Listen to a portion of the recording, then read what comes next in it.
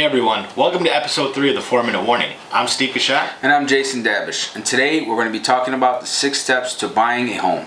Step 1, and might be the most important part of this whole process, is finding the right agent for you, such as myself. Or myself. But in all seriousness, a great way to find the right agent for you is to talk to some friends and family who's recently purchased a home and finding out how their experience was, right? I agree. I mean, people don't always have the best experience with realtors, so you want to make sure that whoever you're working with is knowledgeable and really knows what he's doing and has your best interest at heart. Especially, these days everyone wants to become a realtor and we all want to help friends and family, but just because someone has, their license, they're fresh in the business, right. You want to make sure someone's experienced. Right, because experience goes a very, very long way in this business, and it could mean the difference of saving you thousands of dollars. Or costing you thousands of dollars. That's right. Now, step number 2 is getting pre-approved. The reason why we listed this as step number 2 and not 1 is because a lot of times if you find the right agent and they've had the right experience, they'll be able to steer you in the right direction as far as loan officers that they've worked with in the past or that they know just has a good reputation and will be able to give you the right experience. Yeah, both of us have worked with different loan officers. Some are just, boom, boom, boom, get things done. And, some are more easy and take a day or two just to open up an email. So, right. With that said, don't just get a pre-approval for you talking to a lender saying I make such and such money and I think this is my credit score. Actually get your credit checked, give them all the documents they need, and let them even maybe send it into underwriting, because the next step that we're going to get into, when you find that right house, you need to be ready. That's right. Having the right pre-approval in this market means everything. It could mean the difference between you getting an offer accepted and not getting accepted. Of course. I mean, we call on pre-approvals and we know what a good pre-approval looks like. Of course. When we get an offer, the first thing we do is look at that pre-approval. Step number 3, getting an accepted offer. Now, this could happen on the first showing, could be the third, could be the 100th. Hopefully the first. Hopefully not the 100th.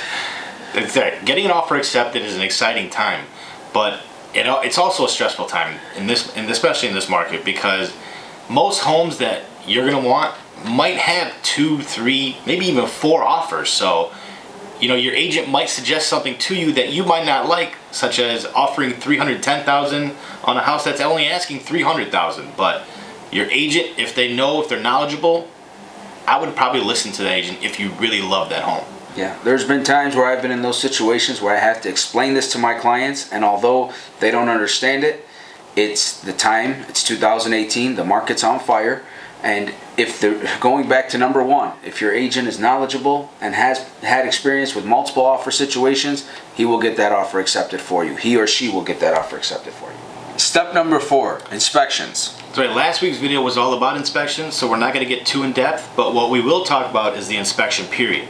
Normally you'll have about 7 to 10 days for you to conduct your inspection and get back to the seller with the results. Yes, the inspection contingency on a purchase agreement is very time sensitive, so you want to get the inspector lined up prior to getting into a purchase agreement and making sure that the right inspector you want inspecting your home is available during that time frame. Step number 5 is the appraisal. The appraisal is the last opportunity for negotiation in the whole process. Now, this is when the bank sends an appraiser to the home you're purchasing to figure out exactly what they think your home is worth. Now, this is only one person's opinion, but it does mean a lot. It does. It's a biased opinion of what one person thinks this home is worth. We've all had our shares of bad appraisals. That's and right. In this market, they're not fun. Either you can renegotiate, the seller can come down, you can come up, you can meet in the middle, or the deal could fall apart. But if you switch to a different lender, we've seen where the appraisal will come in at the right price. You can give yourself a second chance at appraisal, but a lot of times it doesn't make that much of a difference when you do get that second opinion. They're usually somewhere in the vicinity of each other. Step number 6. Closing time. That's right, closing time. Now, it's pretty hard to get to the closing table, but when you get there, it's a great time. That's when you want to make sure you find out the closing location, time, date. That way everyone is on schedule to show up at that time. Make sure you review all of your documents you receive from the title company. That way there's no discrepancies. Wire all of your money before closing. Make sure if you have a 5 o'clock closing on a Friday, make sure the wire has been done a lot earlier than I would say at least 4:30. by noon. You might give Yes. us 4 to 5 hours to get there. But very important, before you wire anything, please double check with your agent that you're wiring to the right wiring instructions, because there's a lot of fraud going on these days and people are getting scammed out of a lot of money. Yes. Now the closing time is a fun time for everyone. It's most of the time when you receive your keys to your new home, and it's just a fun time for everyone. And it's a time for us to have our coffee and wait for our checks. Exactly. We finally get to relax after doing all that work to get you to closing, and that's normally the first time that you'll meet the seller. And that's a good opportunity for you to ask questions about the home that you want to know, how this works, how that works, and just ask for any general tips about maintaining the property from the homeowner. For sure. And also don't forget to transfer all the utilities and everything that same day. Make sure that the seller doesn't shut them off. Make sure he requests a transfer, and then you take over the transfer.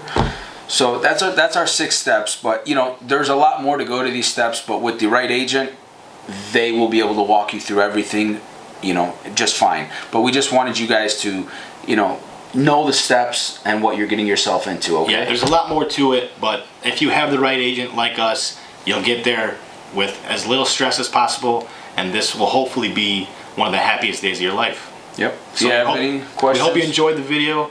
If you have any questions, please comment below and we'll get to them as soon as possible. All right, see you next time. Thank you.